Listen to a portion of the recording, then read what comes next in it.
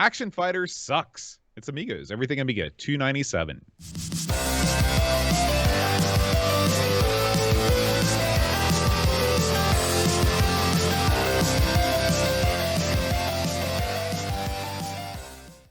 Hi, everybody. Welcome to Amigos. I'm John. And I'm Aaron. And Don't today, pull Aaron, any we're going to be punches, talking about we're going to be talking about Action Fighter. Now, Aaron, I know that you love some hot action. You got that right, buddy. But would you consider yourself also a fighter? Absolutely.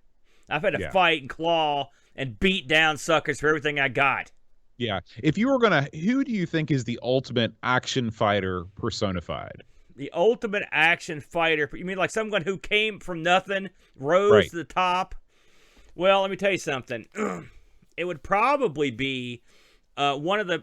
I would go with, say, a Brazilian MMA fighter, or maybe a boxing legend from Mexico, from the bad streets of working Tijuana. their way up from the streets. Those people, I know plenty. There have been plenty of MMA fighters, and I'm just gonna pick let's say Anderson Silva, for example, that came from like the back alleys of the worst parts of Brazil, you know, and clawed their way up and got there just on the basis of their skill and their dedication to their craft.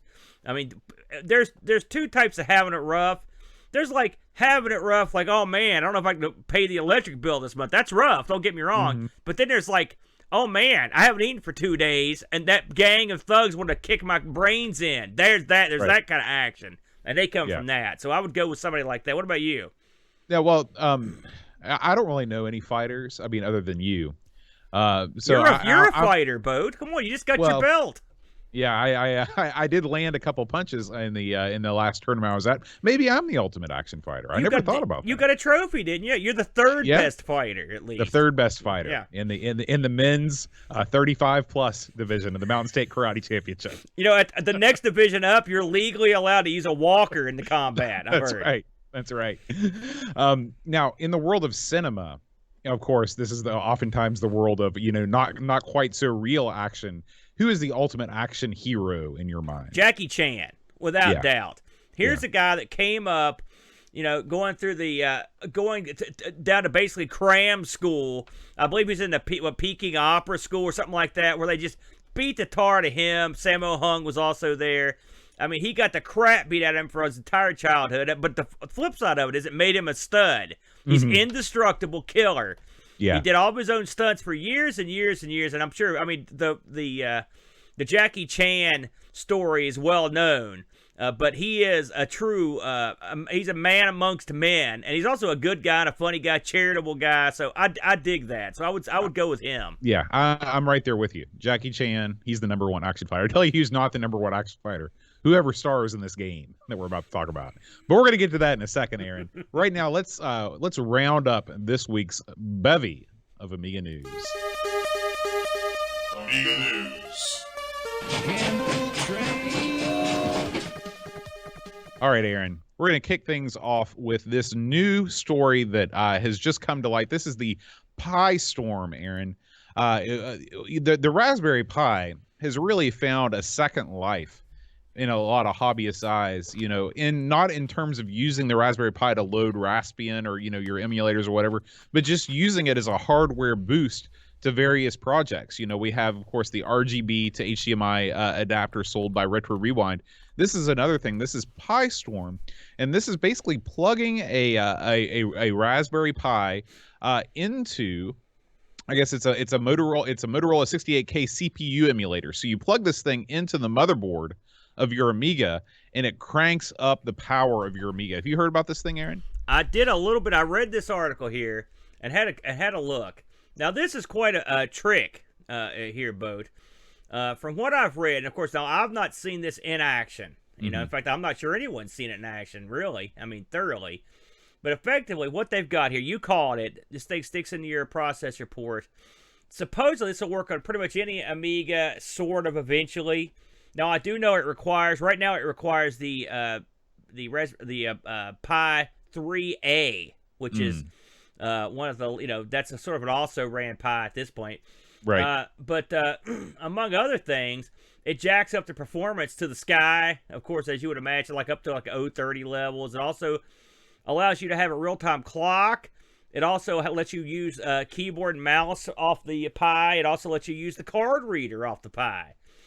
So it's got a lot of good stuff going for it if they get it correct. And the little gimmick that you use to plug the Pi into, the interface, is like open source. So any sucker that wants to could go out and build one of these, presumably. Now, it sounds awesome. This is something that would give life to a lot of like Amigas that are lesser used. I mean, perfect if you've got that card slot, which is, to me, you could have said, hey, this thing gives you a card slot.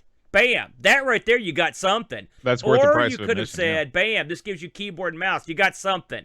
Or this gives you a clock. Even that, you got something. But all that plus a hot rod processor, that's something. Yeah. It looks like now this currently only runs on a stock it runs on an A500 Plus. Right. So probably the 1200, etc., is coming later on. I can't imagine this wouldn't make its way onto the other Amiga models. But going with the A500 Plus, it's obviously a very popular model. So it makes more sense for him to target that versus going for the 4000T or something like that. Well, the best part of this is the Pi costs. I think that Pi costs what, about $25-$30, and the little gimmick. The interface is, I think I read, was $13. So after you buy the parts and the board, you can get the board from, I think PCB Ways got it, and you can put the parts on it. And wham, bam, Bob's your uncle. You're done. You're into this thing for like $50, and all of a sudden you've got a hot rod. Now, if that is true, that is an unbelievable prize. And then there's a couple added maybes to this. And one of the maybes is they may be able to rig it up so you could use the Wi-Fi. That'd be nice. And then they also, I read that through some pain, and still not ready for prime time, but they're working on a way to use the Pi for RTG retardable graphics, which would give you the hot rod graphics. So heck, you might have we might see an Amiga 500 playing that Wipeout we were talking about sometime in the near future. Right. Which would be, or all these crazy new games that require a hot rod. It could happen. And for under $50, this is great. And the thing is, this is the kind of story where no one gets hurt. It's not like you're going to buy this and be like, screw classic accelerators or screw a Blizzard card or screw the Vampire. They're all still totally valid, But this is something for the little guy that doesn't have $500 to invest in these expensive individual kits or whatever that you buy or a Vampire. This is something totally different. I love it. If it works, we'll see. We'll see what happens. Yeah. But very exciting. Definitely worth keeping an eye on. Absolutely. Now, this next story, Aaron, we're going to shift into the gaming realm. And a couple months ago, maybe even a year ago, we talked about a Street Fighter II demo made with the A1200 in mind. Yeah.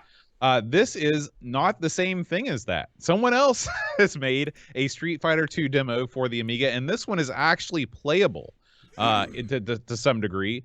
Looks like you can perform 3 moves: the punch, the kick, and the old Hadouken. Yeah. This is just another example of, in the right hands, given enough time, given enough budget, the Street Fighter II is immensely playable and looks very nice on the Amiga. So this you can actually download this and try it out yourself. There's an ADF file here. This comes to us from Niso Games, nisogames.itch.io. What do you think about this, Aaron? Well, I mean, now, having not played, I haven't seen the other one we covered for quite a while, all right? But I do remember that I would say it looked better than this.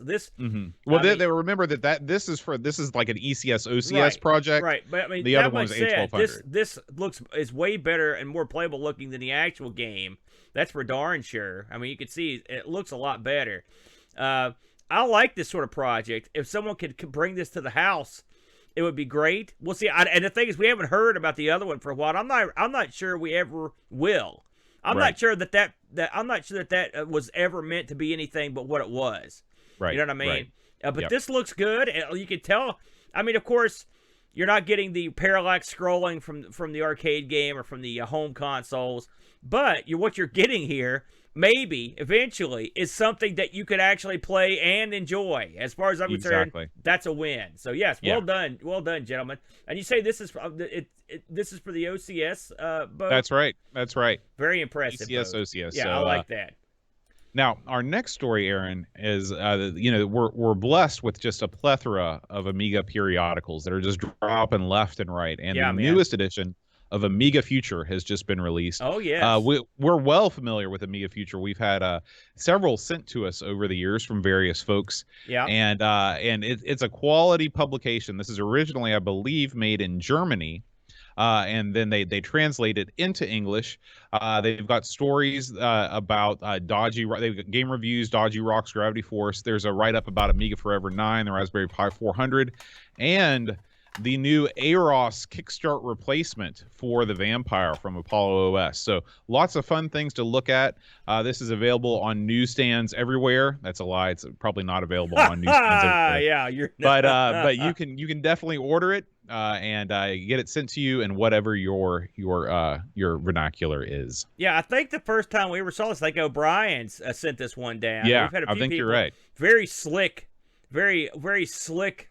Well put together mag, and so congratulations on them for hitting the big 1.5. The big 150. Yeah, well done. Now, Aaron, this next video, I'm leaving the reservation for a second, but it's worth it. It's worth the trip.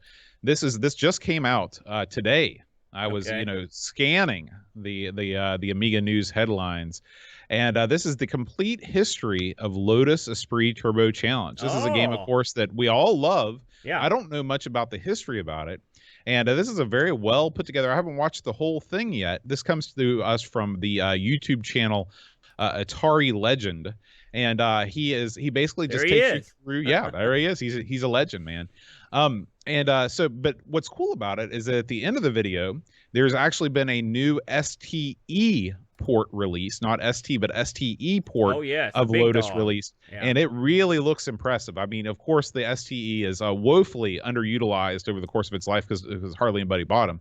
And it really, really looks good. So if you're not a ST person, if you've still kept those lines in the sand from your playground days, you owe it to yourself to check this out just to watch the history of the series and then check out that STE port at the end. You know, when he was standing there beside that Lotus 3, that really takes me back to that episode of Amigos I shot by myself where I covered Lotus 3.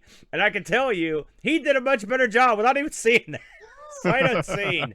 That's a low point that we'll probably touch on that during episode 300, Bo, amongst the other low points of our careers. We're still waiting for that first high point. Oh, man.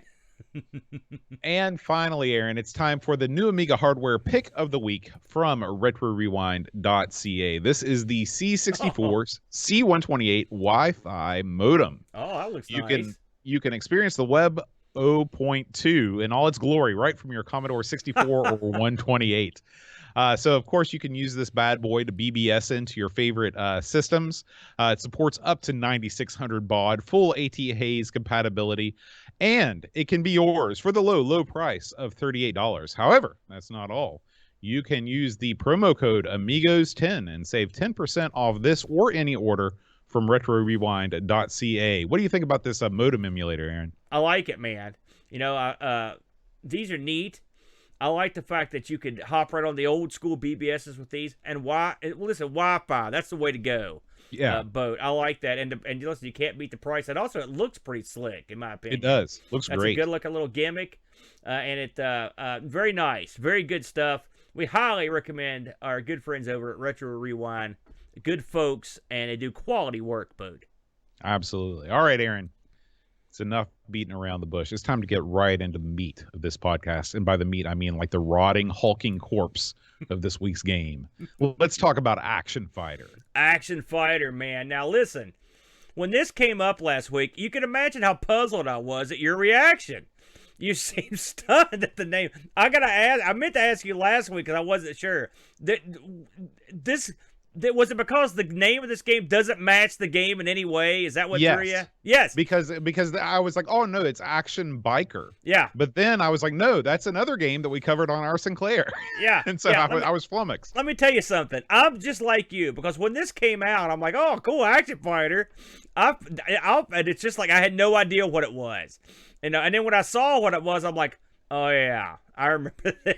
So, but with that rousing endorsement of Action Fighter, we'll get into it.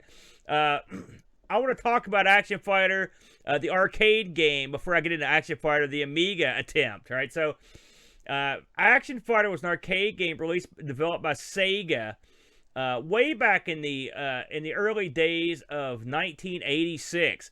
Something I found interesting, Boat. The same year this got released in the arcades, they managed to port it to the Master System the same year. Who'd have thunk it, Boat? This game is a game that I never ever saw in any arcade, not one time. Now, this would have been 86. The arcades weren't exactly riding high in 86, but they were still around. But this is a game I never saw. The game got released for a bunch of different. I had a lot of ports, which surprised me again because I didn't think this was a big hit. This appeared on the Amstrad, the Atari ST, the C64, DOS, and there were multiple DOS ports that even supported the PC Junior and Tandy graphics set, the Master System, and the Spectrum. So those. Well, here's the thing. Yeah. The reason why I believe that is because in '86, that's when Sega is first starting to see the future. And the future is not going to be a solely arcade future. So they were not shy in handing out licensing rights to most of their titles. I mean, we think about Congo Bongo, all the platforms. There was they were much less stingy than Nintendo when it came to passing out their official licensing rights. I can see their side of it, but I'd heard and played Congo Bongo. That was a hit. That was a hit game. This was not a hit. Not with me. No one I knew had heard of it or played it. That's what surprised me. But you're right. They were probably like, hey, we'll find anyone to license this to. And that's what they did. So what is this? Well, this game, someone had the magical question. Listen, what if we ripped off Spy Hunter and then we ripped off Zaxxon and we smashed them into one game? Well, that's Action Fighter. So you got me doing it, Bo. That's Action Fighter. Action Fighter came, of course, if you're not familiar with Spy Hunter, the classic game, which came out in '83, which cast you in the role as a spy in your spy car, going around blowing people up, blowing up stuff, occasionally getting weapons upgrade from a truck that would drive by, and then occasionally transforming your car into other vehicles. That was Spy Hunter. This game is a game where you drive around. Occasionally a truck comes up that will enhance your vehicle, and occasionally your vehicle will turn into another vehicle. It sounds slightly similar. Yeah, but they did add a twist, which was they added an area where you fly. So this driving around game eventually becomes an aerial shooter that thoroughly rips off Xevious. Another old, I think that Xevious came out in '82, I believe. It was an Atari game where you dropped bombs on stuff. Yeah, so, it's much more like, I think you said Zaxxon at the beginning, but it's really more like Xevious. If I said Zaxxon, I meant to say Xevious. It's definitely Xevious. So anyway, this game adds some, I'll call them Sega flourishes. I guess they did this to differentiate it a little bit. So to set this game up, you start off on a motorbike, and you're driving up the screen, and your whole goal is to shoot everything you see and collect letters, okay? You're collecting A, B, C, D, E, F, okay? When you collect all the letters, that will allow your bike to turn into a car, and eventually you could fly off. I think you have to get to, D before you become the car? D gets you the car, and then F gets you the plane. And so up to that point, you're weaving down these twisty roads and just shooting everything. By the way, this game has a lot of ambulances in it, Boat. And I've tried desperately to tell if shooting the ambulances would be bad. And as far as I could tell, it's not. No, they welcome that. I didn't see any scoring deficiencies or anything. I mean, I could be wrong, but I tried to watch the scoreboard while I was playing. In fact, your biggest score doesn't even come from destroying the enemy vehicles. Your biggest score comes from collecting flags. That makes sense in a game like Buggy Boy, where it's a racing game or whatever, you're driving between the gates. In this game, where you're a stone cold killer, nobody's going to be picking up flags scattered around the interstate. That's no good, man. I agree. So these elements are all in the arcade game. All right, so and ostensibly these games, I mean, they're sort of the same, sort of not. Let's transition away from the arcade. But we're going to talk exclusively about the Amiga version of this game, Boat. So the Amiga version of this game released in '89, 3 years after it debuted on the Master System. So think about that for a minute. This was published by Firebird, unless you were in the United States. It was published by Sega, and get this, Boat, developed by Core. Now, just to put this in perspective, Core, they did Banshee, the Chuck Rock series, Jaguar XJ220, they had Monty Python, Rick Dangerous, and of course they did Tomb Raider. Right? They did some big stuff. So clearly, Core was looking for a payday or something with this one, a quick and dirty.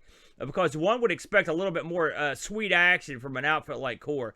Anyway, I want to call out who worked on this. It was coded by Andrew Green and graphics by Terry Lloyd. Both these guys worked on Fantasy World Dizzy and a game I despise, Dynamic Ducks. I hate that game. And they both worked on Sword in the Rose. I believe we had a cup of coffee with that a long time ago as well. The music on this was done by the very famous Ben Daglish. Super famous guy. In fact, I think he's still working on the ZX Next. I think he's one of the guys that's a big deal behind that. He did Supercars music, Rick Dangerous 1 and 2, Pac-Mania, Monsters. He did that Hate game that we played. Greg Norman's Golf Boat. He did the music on that. So he did a lot of music. Unfortunately, he did very little music in this game because just the title track. That's it. But that's the Amiga way. Yeah, I mean, we'll get to it. All right, there's too much to get to. So, Boat, tell the people what has changed from the arcade version of this to the home version on the Amiga. In the arcade version, you can switch vehicles on the fly, but the stages are very short. The stages, you actually are forced into changing vehicles fairly often. Every time you reach a checkpoint, basically in a level, you change to either the helicopter or the car or something else. There's a jet ski. It's fast action. Okay, this game, you are forced to basically keep on trucking with the motorbike until you collect all 4 letters. Now, that doesn't sound so bad, but then you realize that you have to traverse between 5 and 10,000 miles before you pick up each one of these 4 letters. Yeah. It takes a long time, and you only have 3 lives to do it. And it's heartbreaking when you miss one. It is just the worst. Yeah, because you know it's not coming back. You know it's not coming back. And so one of the things about, I'm going to bounce back and forth between this game, the Master System version, and the arcade version, because they're all worth talking about. Yeah, we're going to talk about the Master System version a lot. The Master System version, it has a pretty unique concept, especially for a video game this old, where there are no lives in the Master System version. You basically have a timer that ticks down from 999 to 0, and you keep playing until the timer reaches 0. There are lives. You get 2 lives after the timer goes out. Yeah. But you don't just have 3 lives. Right. This game, the Amiga game, it keeps the timer for some unknown reason, but then it also only gives you 3 lives. Yeah. Let me tell you something. You're not going to be running out the timer. You're going to be running out of lives long before you run out of timer. That's true. So the game is disappointing because, okay, first of all, let's call this game what it is. This is an upscaled port of the Master System version of this game. They made no attempts to copy anything about the arcade version of this game. They looked at the Master System version and they said, "Hey, we can make this game at a slightly higher fidelity and we can put it out and people will buy it because people are desperate for Amiga games." And hey, it worked. That's what they did, except for the fact that it didn't work and it sucks. So now, did you ever, without cheating, Aaron, did you ever make it to the overhead flight stage in the Amiga version of this game? Yes. I believe it or not. Oh, no. Without cheating? God, no. Without cheating. No, absolutely not. I was able to make it to the flying version every once in a blue moon on the Master System version. Oh, the no, Master on System that I could version do it is no easy. walk in the it's but the Amiga version, I got the car maybe twice. I mean, I just got A, B, C, D maybe twice. And then I collected the rest of the letters and I was getting ready to hit the space bar and then I ran into the freaking ramp and that was the end of it. So this game is punishingly difficult. Its worst offense is that, like I said, it kept the timer, but it only gave you 3 lives. I don't think the speed element, a lot of people fault this game because the speed is very, if you're running full tilt, you're not going to have time to react to the curves of the road and stuff like that. So you can't play the game that way. You have to, and this is the genius of the Master System version. The genius of the Master System version is you've got to go slow enough to react to the bends in the road, but fast enough not to run out of time. When you've only got 3 lives, that all that's thrown out the window. Then you're just higgledy-piggledy, whatever you want to do. You're not gonna do well. So, it's disappointing because if this had just been a straight up port of the Master System version, which I mean, who knows how difficult that would have been, but it would have been a decent game. I'm not saying Action Fighter is the next Legend of Zelda, but it's a decent game. The arcade version, vastly superior, just because what do you want in a game? You want variety, especially in a game like Action Fighter, where the thing on the box is like switch between all these vehicles. Well, when they make it impossible to do that right out of the gate, what they should have done is just made every checkpoint you just automatically switch vehicles, and then if you collect the letters in between, you can switch at any time. Normally I don't go to the port comparisons this era, but we're going to in this case because I want to use these as a demonstration. So if you're watching at home, I've got the Amiga version up here, and I've got the arcade version. And the only reason I put these up is so you can see how vastly different they are. Now, I played a bunch of different versions of this game, okay? Because I wanted to familiarize myself with it. The arcade version, there is very little that the arcade version shares with any of the home ports. And really, it's a whole different feeling game. It doesn't feel the same in any way, okay? So you could pretty much toss that one, okay? All the home ports are basically are ported. They're Master System ports. I'm going to switch over to the Master System comparison here. This is a short comparison. What do you see that's different in the Amiga version, Boat, that's not present in the Master System version? What's different? Just right out of the gate. I don't know. You're going to have to feed it to me. I'll tell you. What is it? Do you see that big, huge space at the top of the screen? It's devoted to... Oh, you mean the ginormous HUD. That's right. This game, if you watch these they run about the same pace, okay? But you've got almost a third less real estate so you can to see what's coming, okay? Right. And I'm telling you, that third... Now, this game's not perfect without that, but that makes a huge difference. The Amiga's HUD is garbage, okay? That's hot garbage. Now... We can get rid of that, okay? So one of the reasons why you crash so much is because there's not enough time to react, okay? Even with the little thing that tells you what's coming up. That thing's garbage too. It doesn't give you enough time, okay? So we can say, okay, right there's one thing that's different. The meter, I think Sega realized this when they put this thing on the Master System. And I would be surprised if that timer thing was something they added when they realized that no one could feasibly play this for any length of time on 3 men. Now, I beat this game with the cheat. I went through every level, okay? And it was torturous, Boat. I did it for you, my friend, because this was your Boat pick. And I didn't want you to think I let you down. So I went through every level of this game. So, and I don't know if you did that or not, but I'm guessing you probably didn't. And I wouldn't blame you. So let's talk about the Amiga versus the Master System, because this is a Master System port. We're leaving the arcade behind, okay? No relation to the arcade. This looks about the same as Master System, a little bit better. A little bit. Not as much as you would think, okay? The Master System version has in-game music the entire time. This has no in-game music, none. It has zero music, okay? Right. This game, the sound effects guy on this must have worked on like Benny Hill or something. Or like the Three Stooges. Because the sound effects in this are the stupidest things I've ever heard. Fart noises, people spitting. I mean, it's so stupid. You're supposed to be action freaking fighter, man. But see, here's the thing, man. The Amiga can record samples. That doesn't. I don't care. I don't care about that. If you can record gunshots and stuff. The sound in this, the sound effects in this are amongst. Sound effects are supposed to enhance the game. These are some of the worst I've ever heard in a game, ever. They don't fit this game. I told you these guys did the Monty Python game. I would bet dollars to donuts that there are samples from that in this. I wouldn't doubt it. All right, so I'm going to call it out. Someone could check me at the door on that one. All right, there are 5 levels to this game. Okay, and this would include you. Here's how you would get through the levels. As a bike, you collect up to the letter D. You become a car. You get the last 2 letters. You become a flying car. You go all the way through this to the end bosses. You've got at the first level, there's 3 submarines. The second level, there's 6 hover tanks. The third level, there are 3 helicopter gunships. The fourth level, there are 6 super tanks. And on the 5th level, there are 2 aircraft carriers, okay? So you've got all these different things. Listen, the end bosses are just guys you shoot. There's nothing that special about any of them. This isn't a game with awesome end bosses, so you can throw that out. This is a crap end boss game. When you're in the air, on the Master System version, you've got 2 buttons, Boat.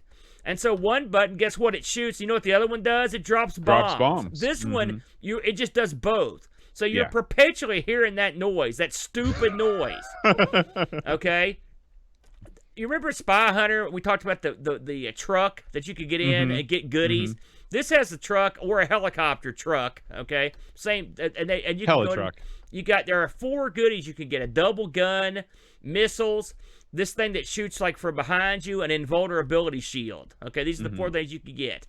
So they sound great. Well, they're not that great. Really, the double shot doesn't help you at all. I mean, because one shot's going to hit anything a double shot does. The only thing that really helps is the invulnerability. Well, the rear shot helps you when you're on the road. It keeps the cars from coming up behind you. The problem is, most of the time when you die in this game is when you run into the road.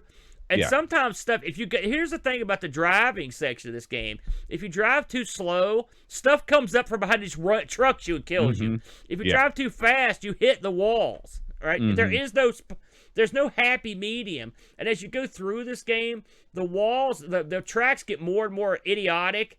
I mean, and so to the point where you're pretty much boned. Like, you're never going to get through these stupid tracks. They're real hard.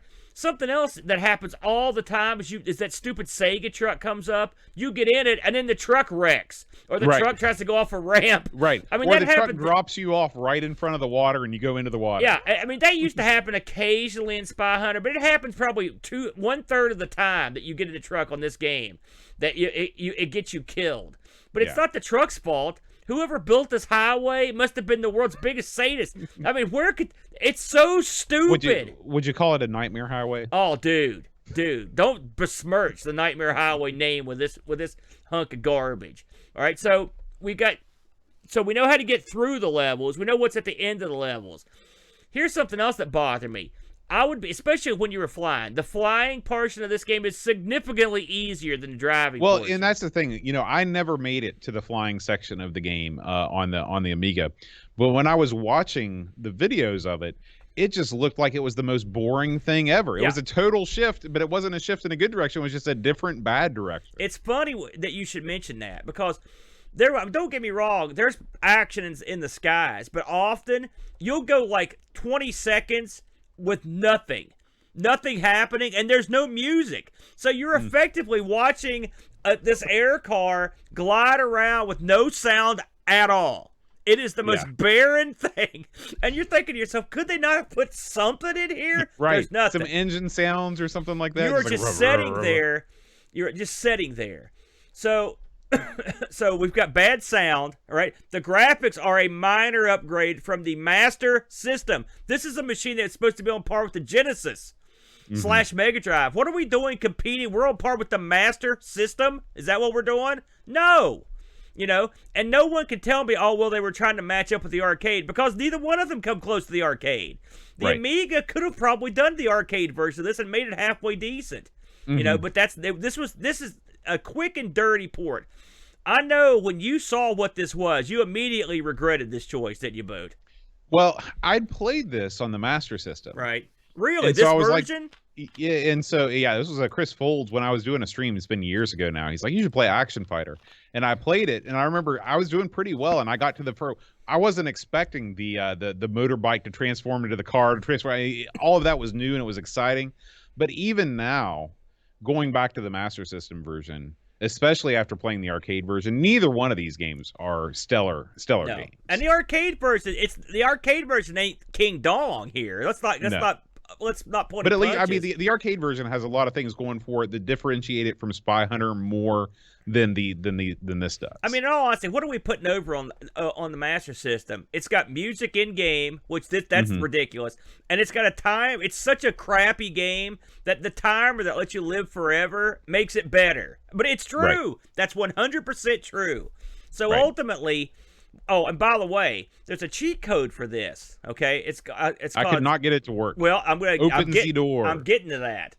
So there's a cheat code for this called when you enter your name, you type in Z backdoor, all one word. Okay, well, this only works in the U.S. release and was completely removed from the Firebird Kicks versions. I found out because it wouldn't work for me either on my Amiga or the Unamiga. So what I had to do was load up. Luckily, I found a guy who had a version of the U.S. version that it worked, and that's how I was able to get through the game. So if you're going to try to cheat, make sure you either have a trainer or you've got that U.S. version. Why would you take that out of this game? I have no idea. Because, otherwise I would not have played this for more than 10 minutes.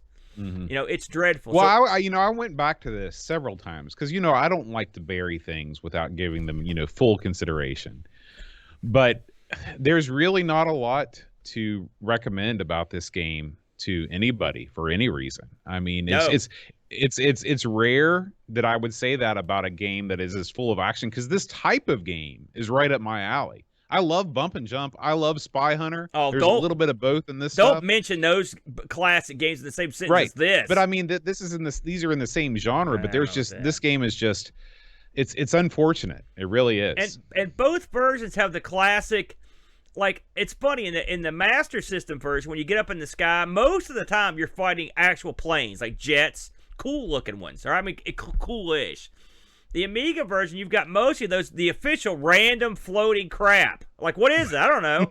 Now, don't get me wrong, the Master System has some assorted crap that floats around, but most of the time, it's jets and stuff coming at you. Right. I also noticed that as you go through this, the level slightly changed. You'll get a new vehicle every level, and a new like one or two new things will appear. But I mean, for the most part, it's rinse and repeat. So it's crap. It's all crap. Now, I'm not done burying this, but I want to talk about the other versions that I tried, because as I mentioned, there were tons of versions. I thought to myself, there's got to be a version of this that doesn't make me want to kill myself. Right? Mm-hmm. I had a look at the Amstrad version. It looks horrible. The Amstrad, I don't know who put that together, but no good. Mm-hmm. I did not look at the ST version, but I looked at the C64 version. It looked horrible. And I looked at I actually played the Spectrum version. Now, of all versions of this, including the Master System, far and away the best playing versions on the Spectrum. I mean, by a long shot. Why, you ask? Well, the Spectrum, which it's monochrome, of course, but it actually, and by the way, it still has the song on the 128 version. It still doesn't have in-game music, but it does have a song.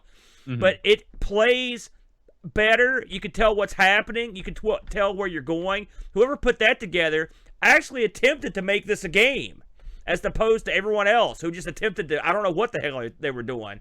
So if you're going to play this game, I would say the Spectrum version, I mean, to play, not to look at. The Spectrum version would be the one I would pick. And then I would, after that, the Master System. And then, like I said, I haven't tried this in the Atari ST, but I'd wager it's pretty much the same as the Amiga. And I haven't tried this on DOS, but I mean, are you kidding? Get that out. Just look at that truck. Look at the Sega truck. It looks like a red building block. There's no definition on the front end at all. And Sega's usually known for being pretty creative. This is a blatant rip-off of Spy Hunter. And I mean, everybody copied everybody else. If you're not going to do it better, then don't do it. That's what I'm saying. And this is absolutely not better. I have not played the arcade version enough to give it a full, to say this is definitely better than I'm Spy only Hunter. Talking about the Amiga port. Yeah. And by the way, if you want to play a great port of Spy Hunter on the Amiga, there is one, and on the ST, Major Motion. Both great ports that I love, and by the way, have their roots in the Coco, because those guys were Coco programs before they came over. So I would choose that. I would not choose this dog. This is absolute. This is absolute garbage, complete garbage. Hated it. Now, did the magazines review or agree with you, Aaron? Well, what do you think, Moat? Let's just say Amiga what did Joker. Amiga Joker give this one? Amiga Joker, much like myself, they dropped the big hammer on this thing. Now, the people over at Lemon, I knew we were in trouble when I looked the score up and I had a little pile of poo beside it. That's never good. Lemon gave this a 5.02. The liberal voters of Lemon crapped on this, literally. Yeah. Amiga Action gave this a 68. And they reviewed this in '92, so that I don't know. It must have came out on like mega discount. Amiga Computing gave this an 87. Amiga Joker, they weren't having this garbage. They gave this a 30. Get it out. Yeah. Amiga Resource, 15 out of 20. That's a weird scale, by the way. CU Amiga gave this an 82. The editor of that magazine should be fired, or at least take it out. He's on the take. I'll tell you that. Yeah, but him and Amiga Computing, they must have been chatting. And then, so for a total average magazine review, according to Lemon, 67% vote. Ooh. A stinking dog, and I think that's being liberal, but that's a big fat F vote. Well, I can tell you this: the Discord community is in lockstep. With all of them. We start things off with the one and only Chris Folds. He says, only Amiga makes it possible to have a version 20 times worse than the Master System version. Utter junk.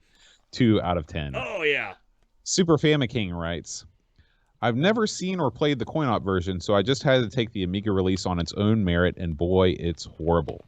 Terrible, cheap Spy Hunter-style gameplay with awful graphics and even worse spot effect sounds. Oh, yeah. It's hard to believe this is running on a 16-bit machine. The game also runs incredibly fast, making it difficult to avoid things and collect the letters that transform your bike into a car. Maybe it was just me, but even for Amiga standards, I found this game way too difficult. Simple gameplay is often the best, but not in the case of Action Fighter. 3 out of 10. And finally, Frodo NL says, I was never a big fan of the arcade version, and the Spectrum version wasn't very interesting, but at least that version could be forgiven for the weak graphics and sound. The developers of the Amiga version cannot use that excuse. I am actually shocked that this got published. Just play something else. 1 out of 10. I'm not shocked by that, because listen, I played a lot of bad games on GBA a couple weeks ago. I played a lot of bad games in the last few months. If there's a buck to be made, by God, they'll make it. But this is the answer to the question, what happens when you take a horrible license that no one cared about in the arcade and make it worse? Well, you get this abomination. Believe it or not, I looked this up on eBay, Boat, because, if you want to have a really bad game in your collection, there are none up right now, but I did see that in the past month, a couple have sold. Apparently there was a budget version of this that sold in a very small box or like a folder and it sold in the UK for $7.50 US. And I saw the Kicks re-release box version for $20 US if you're so inclined. But this one straight up crapola, no good. Yeah. And there may have had, if you'd have made this competently, even this watered down version of the arcade game, you could have had something, but they had no effort, Bode. I agree. All right, Aaron, it's time to mercifully leave Action Fighter and move on over to our Amigos community updates. Why don't we head over to the YouTube channel, Aaron? What's been going on over there this week? All right, Boatster. Let's get to some good stuff. Well, maybe not. Myself and the Brent, we both took a trip to Mother Russia, well, more or less, this past Sunday, as we looked at games that required a Pokey chip. The Pokey chip, the beautiful, lovely sound chip, present in many Atari products, but I know you're a fan. Yes. And we actually picked a couple games this week. I had more fun with this than I thought I would, I'll be honest with you. I picked the arcade version of Missile Command, which has several Pokey chips in it, and the Brent picked the arcade version of Tetris. That one really shocked me, Bo, to be honest with you, that had the Pokey in it, because I love that game in the arcade. Weren't there like 4 Pokey chips? Yeah, there were tons. Oh yeah, they loaded it up with Pokeys. There were Pokeys at the yin yang. But this game was around when I was in college. And man, I played the heck out of this arcade game, and it really, I know it was done better later on, but I mean, this was a revelation when it came out, and the music and the presentation were top shelf in this boat.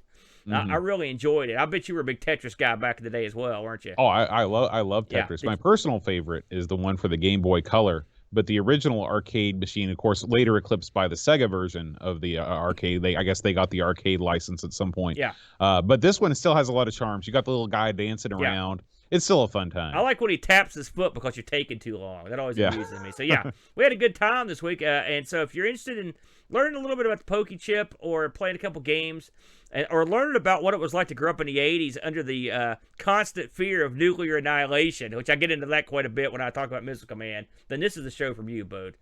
Awesome. Next on the docket, I threw this up, Bode. I figured, what the hey?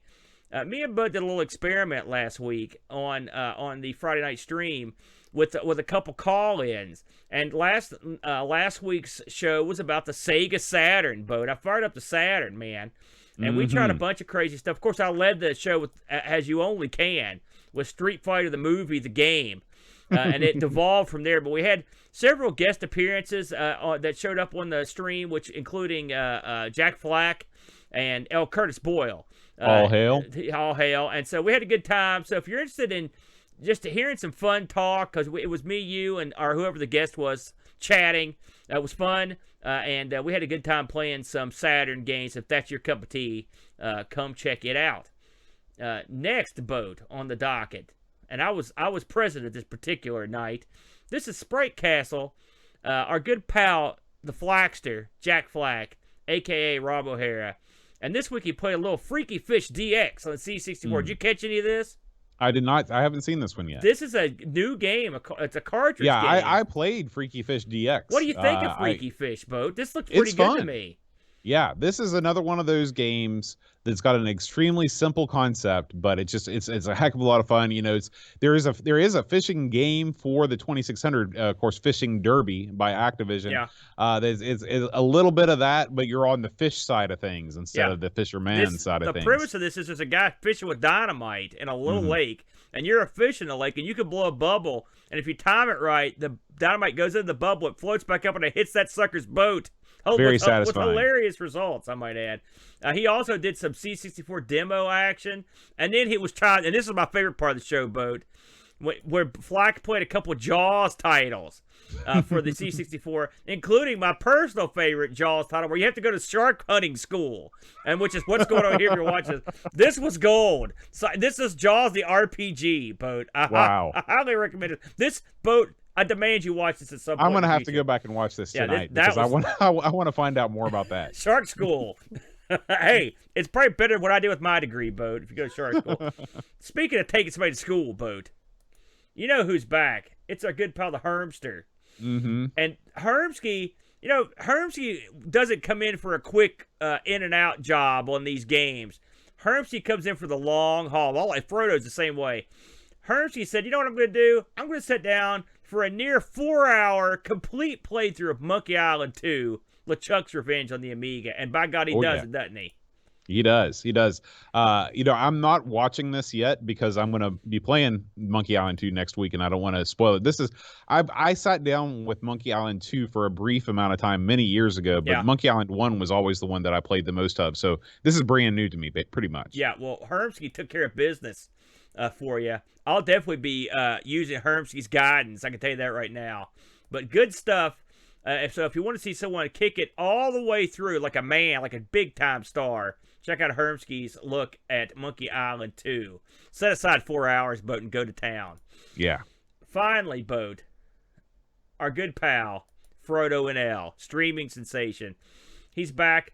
The first year of the Sega Master System. He's playing games this time around from 86 to 87. It's as fresh and as timely as today's headlines, Boat. Oh, yeah. And I'm wondering, I wasn't present at this one, and I may have caught the end of it. I'm wondering if he actually played the game we just did.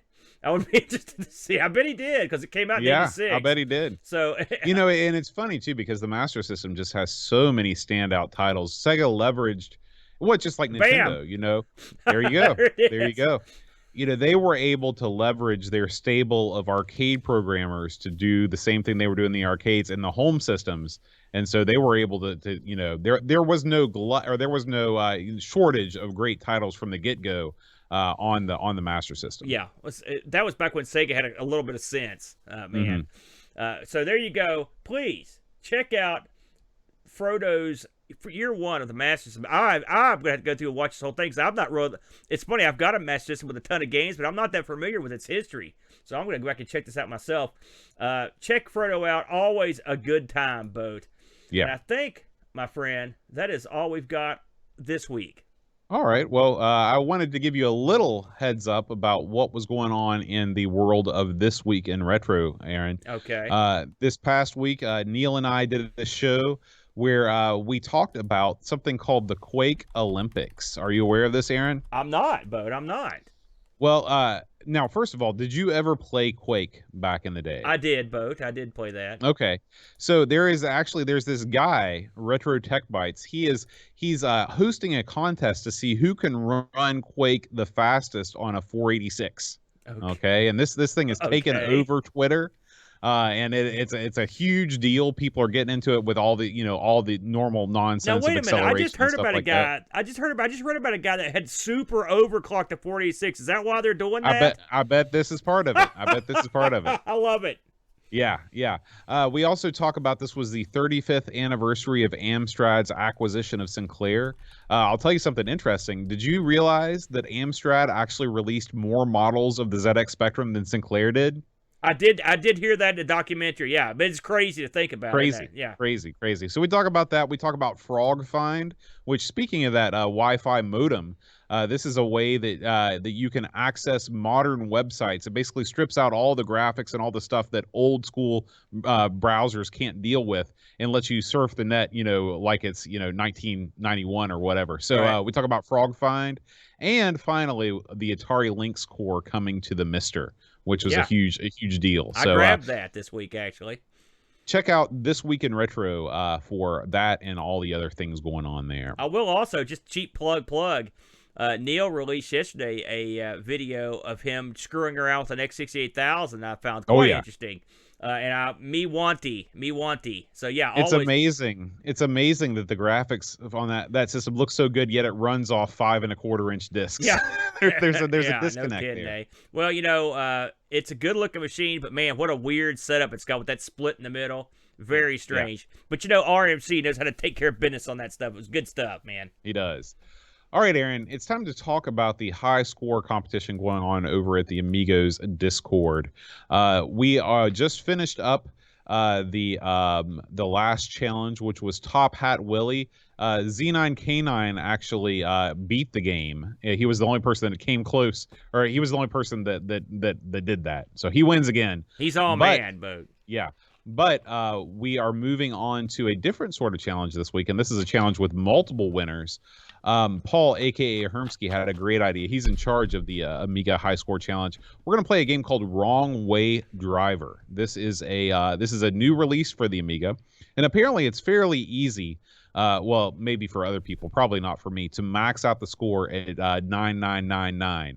So what we're going to do is we're going to basically, on the 300th episode, we're going to have the 9999 Club. And anybody that reaches that goal, their name will be announced as the winner on the air on Amigos. A special thing for episode 300, and this is a chance to play one of the newer releases for the Amiga. Yeah, we should mention that, hey, guess what? Episode 300 looms large in the short distance. We're 3 episodes short of the of the pay window, Boat. This is 297, so we've got just a couple more episodes till we hit the big 300, Boat. I'm excited about this one. I'm anxious to get there. I didn't think we'd ever see that many, for darn sure, but we'll get into that when that time comes. Yeah, and of course we still have the this is Miami Cobra GT going on the Discord on the Specky High Score Challenge. Yeah, we did that on the show, didn't we? Yeah. If you're a fan of Miami Cobra GT, fire that up, post your score on the channel there. We'd love to have you as part of the competition. Absolutely. I remember thinking that was a pretty interesting game back in the day. So yeah. All right, Aaron. So moving on down the line. Of course, I chose Action Fighter. I brought all of this upon us. But we do thank the Amigos Game Selection Committee for voting for this game. You gotta take the good with the bad. We also want to wish a very happy birthday to Blue Train, aka Hat Chad. Blue Train. I believe he hit the big 4-0. Oh man, this past week. You're way behind, Hat Chad. You need to catch up, my friend. So happy birthday, Chad, and.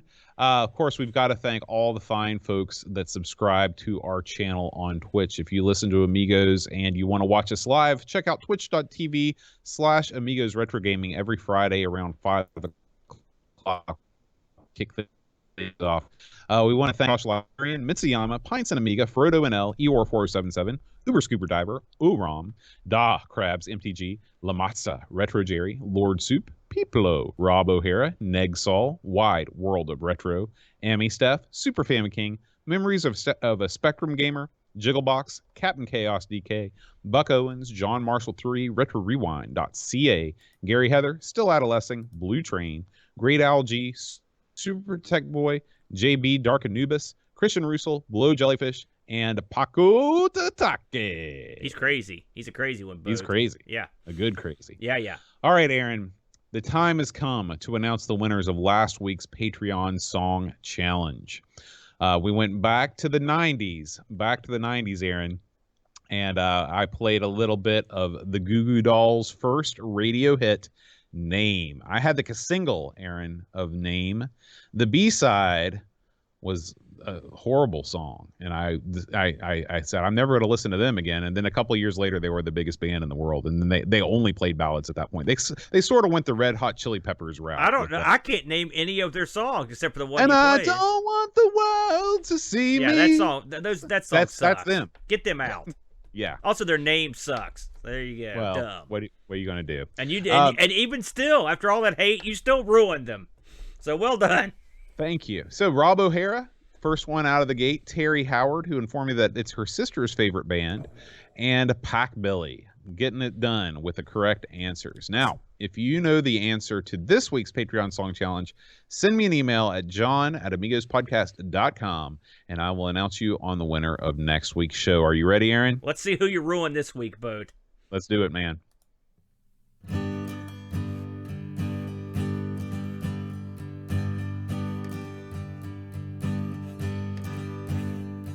Seth Yates, Alistair Fiend, Christian Russell, David Z, George Rosansky,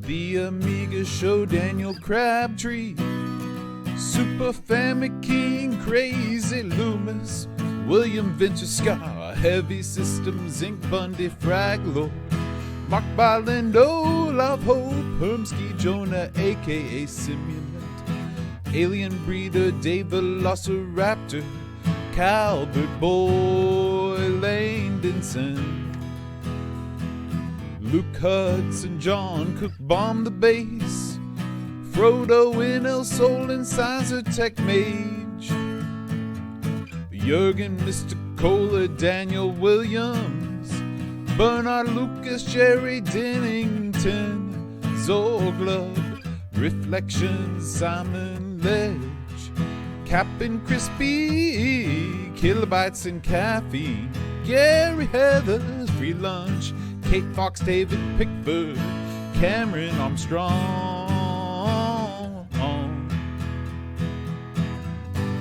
Andy Jones, Lobsterminator, 10-minute Amiga Retrocast, Bernard Quinn, RMC, Tim Drew, Simon Rose, Joseph Harrison, Kyle Letter, Rob O'Hara, Matthew, Larry Moore, Andy Craig, Sean Zobach Bid, Roland Berg, Andrew Monk, Joe the Zombie, Late Kellan, Alan Kebab, Checo Taylor, Lord John Marshall, Matthew Perron, Ricky DeRocha, Creepy Dead Boy, Biggie CTZ, The Slow Norris, Stefan Sorgard Mortensen, Edvin Helen, Blendo 75,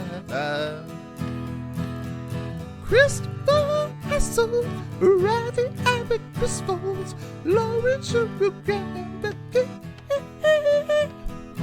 Adam Battersby, O'Brien's Retro and Vintage, Gary Hucker, Paul Harrington, Duncan Styles, Tapes from the Crib, Josh Nan, Adam Bradley, Jonas Rolu, OTHT, Eric Nelson, Kimmy, Tommy, Humberstad, Daniel Bingston, Brutal Barracuda, Darren Coles, Jason Warnes, Pixels of Dawn, and Kjolbjorn Barman.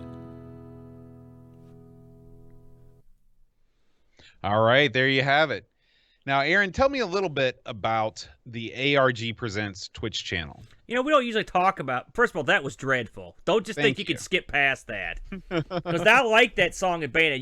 That was just god awful, and that part towards the end was just the worst.